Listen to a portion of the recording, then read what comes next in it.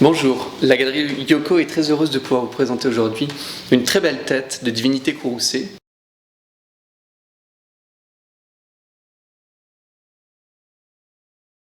Originaire du nord de l'Inde, en l'occurrence probablement du Madhya Pradesh ou de l'Uttar Pradesh, dans les alentours du Xe siècle. Le grès rouge en atteste, c'est une pierre typique du nord de l'Inde qui va notamment innerver dans la continuité de l'art Gupta l'ensemble des créations qui accompagneront les décors de temples et de temples hindous notamment. On se situe ici avec une divinité courroucée, comme je le disais. Pourquoi courroucée? On a plusieurs indices. Le premier étant la figure grimaçante de la divinité, et puis ensuite, bien évidemment, certains indices de l'iconographie qui nous permettent de l'associer avec une iconographie shivaïte.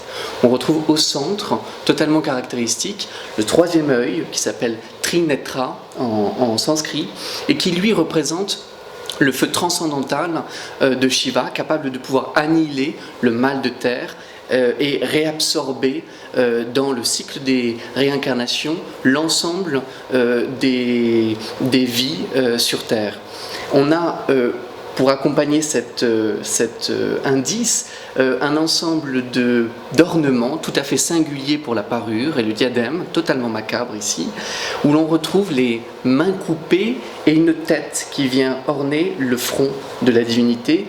En l'occurrence, cela se dit China, Asta et Kapala, et qui, associé en tout cas avec les réformes doctrinales de la fin du 8e, 9e siècle dans le nord de l'Inde, donne naissance à des iconographies de plus en plus tantriques, de plus en plus macabres, associées avec des pratiques extrêmement sévères et austères pour un ensemble de sectes shivaïtes. Vous avez pour la partie sommitale du crâne un chignon tressé et tiré en arrière, tombant ensuite en boucle, incisé dans le sens inverse du soleil. Vous avez aussi tout à fait caractéristique, les yeux exorbités, finement incisés en leur centre, qui permettent de pouvoir attester dans leur ensemble d'une iconographie singulière, d'une iconographie qui pourrait s'apparenter tantôt à Bhairava, tantôt à Kali, Kali étant la contrepartie féminine de Shiva, Bhairava en étant la contrepartie courroucée, ayant puni Brahma pour le péché de luxure et son association avec sa fille.